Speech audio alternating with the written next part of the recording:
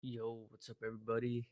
I will talk to you today about an interesting topic on feedback loops and improvement.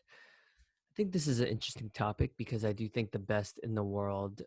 Um, I read this book by Tim Grover, who is the coach for Kobe Bryant, Michael Jordan, and all these amazing athletes. So, would love to share with you some chapters of the book, which I thought was interesting. So the book is called Relentless. And there you go. I will read a couple chapters of this book or a couple interesting um, things about this book. So,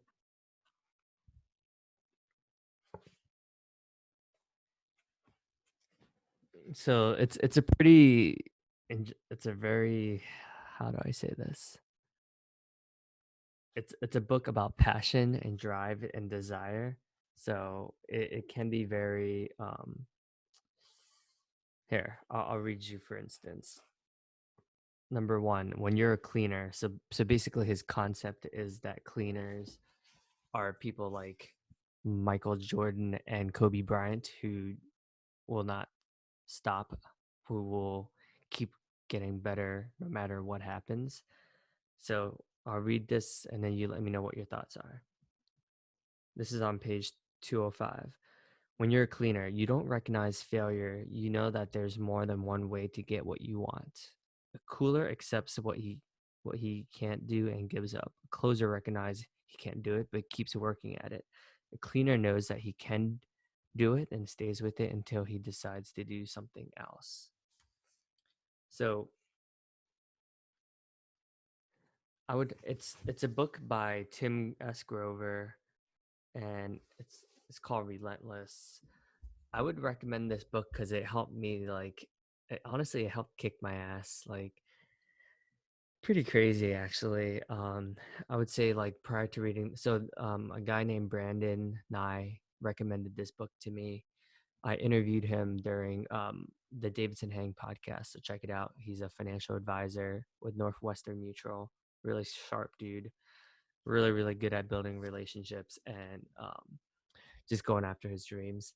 But anyways, I think I was like doing all right. And then after I read this book, for some reason, it like kicked my ass. Like I started hustling, started working hard, and this book actually helped me win.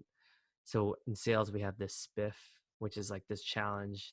So I actually like it's basically there's this effort based challenge, and I ended up winning week one and week two, and I'm in the middle of week three right now. So far I'm leading, but yeah, this book really motivated me. It really talks a lot about how Michael Jordan thinks, his desires, and how this guy Tim Grover like whipped him into shape. And I'm actually gonna write a blog post about it today. I've been kind of prolonging it, interestingly enough, but talking it out with you guys makes me think that I should get back on it.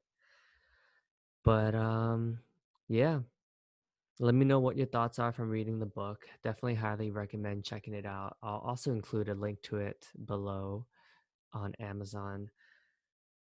But yeah, wanted to discuss with you about feedback because I do think so. I think being a perfectionist in a lot of ways is like it's a curse and a blessing, right? I would say I'm not a perfectionist in a lot of ways, but in a lot of ways I am in terms of when I'm in the mood. That's why I love to learn from the best of the best. That's why I read so many biographies and try to implement a lot of the things I learned from reading their biographies. But would love to hear what some of your favorite biographies are. I just finished Ted Turner. His book is called Call Me Ted. For those of you who don't know him, he started TNT and CNN, the network. So really successful guy. He ended up becoming a billionaire and donating like $100 million to the United Nations. So clearly someone who's accomplished a significant amount of success. And some of the takeaways I've gotten from that book, I would say, and I just started writing. I've finished up all the there's like 4 different blog posts about it that I'm releasing throughout the week just to ration it out because there's a lot of takeaways from that. But I would say that the 5 biggest takeaways is one, don't be afraid of what other people think of you. Like there's been, when you're a public figure, like a billionaire like that, of course people are going to criticize you. So don't worry so much. Easier said than done, but don't worry so much about what other people think, which is something I'm clearly working on as well. But started getting over that practice by doing things like this right now, releasing much more regular podcast episodes about reflections. Two is don't be afraid to take big risk. And what I mean by that is there's been so many times where he made a risk that everyone's like, you're crazy. Like when he purchased the Atlanta Braves back when they were failing, like he clearly that was a big risk for him. They were like the second worst um team. So he did that.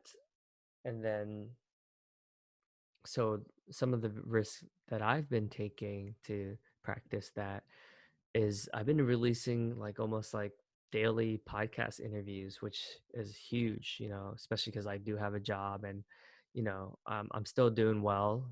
So I think obviously that gives me peace of mind that the people I'm interviewing for these podcasts is actually helping me become a better sales rep, right? So taking big risk. Three, I would say like just having a lot of really interesting relationships. Like he's the type of dude who has relationships with like political figures and people from all over the world and clearly double downs on the relationships. So for me, I always am interested when people don't reach out to other people within your company. Like for me, I want to learn as and meet with as many different people as possible. And the furthest away they are from my role, the more I want to learn about them. So that's been something that's served me well. So four, being able to own like your like mistakes, right? Like Ted is a world champion sailor. He's won world championships for sailing competitions. Like, so he talks a lot about that. So for me, like, there's a lot of things I'm not good at, right? I'm not good at writing a book, but here I am writing a book. I was not good at public speaking at one point. Obviously, I'm getting better at it. And just going straight into your fears, that's huge. And then fifth, I would say so he actually didn't want to write a biography for like the longest time, and then eventually he did it because he thought that it would just be a way to just complete a chapter of his life. So yeah, that's why I'm writing a biography, because I think it'll help me with a lot of things. And a lot of people have said that they've learned a lot from me being vulnerable as well, and it's helped them put themselves out there. So that's my intention for this.